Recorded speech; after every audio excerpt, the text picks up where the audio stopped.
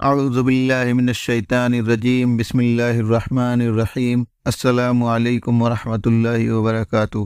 بنی نوح انسان کے لیے اعلیٰ ترین مقام فضیلت یہ رہی ہے، اللہ رب العزت نے انسانوں سے کلام کیا اور پیغمبروں کو اس امر کے لیے چنا جن کے ذریعے انسانیت پر حق کا پیغام واضح کیا گیا۔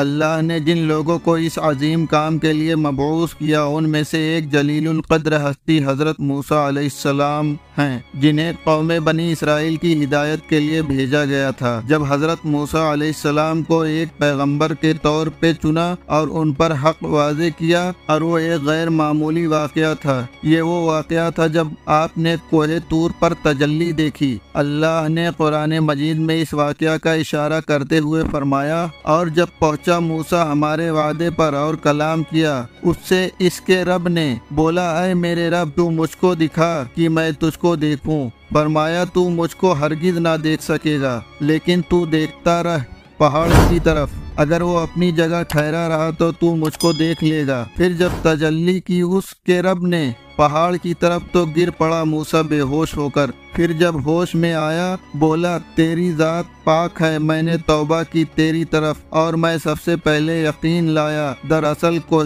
طور مصر کی وادی میں پہاڑ ہے جہاں اللہ نے اپنی تجلی دکھائی تھی۔ اس تجلی کے نور کے سبب پہاڑ کی سخت عظیم چٹانیں ٹکڑوں میں بٹ گئیں۔ یہی وہ مقام ہے جہاں موسیٰ علیہ السلام نے اللہ سے براہ راست کلام کیا۔ واقعہ کچھ یوں ہے، اللہ نے بنی اسرائیل پر رحم کیا اور مصریوں کی غلامی سے نجات پا کر وہاں سے نکلے تو وادی سینا میں بنی اسرائیل نے پڑاؤ ڈالا۔ حضرت موسیٰ علیہ السلام نے اس وادی میں اپنے قبیلے کو آباد کیا۔ آپ روزانہ کوہ طور کی چوٹی پر تشریف لے جاتے تھے اور اللہ کی عبادت اور ریاضت میں ہمیشہ مشغول رہتے تھے، یہاں تک کہ آپ کی یہ خواہش ہوئی کہ خالق کائنات کا دیدار کریں۔ لہذا موسیٰ علیہ السلام نے یہ فریاد کی کہ وہ اپنے خالق کو دیکھنا چاہتے ہیں۔ اللہ نے ان سے کہا، اے موسیٰ تم مجھے نہیں دیکھ پاؤ گے۔ اگر موسیٰ علیہ السلام نے بہت فریاد اور خواہش کی، آخر جب ایک روز آپ اس پہاڑی پر تشریف لے گئے تو اللہ نے نور کی ذرا سی تجلی ظاہر کی۔ حضرت موسیٰ علیہ السلام کو ایک درخت کے پاس نور کی تجلی دکھائی دی۔ اللہ نے فرمایا، موسیٰ میں ہی ہوں اللہ، یوں تمام جہانوں کا پالنے والا۔ پھر کیا تھا، حضرت موسیٰ علیہ السلام نے اس نور کی شدت کو برداشت نہ کر سکے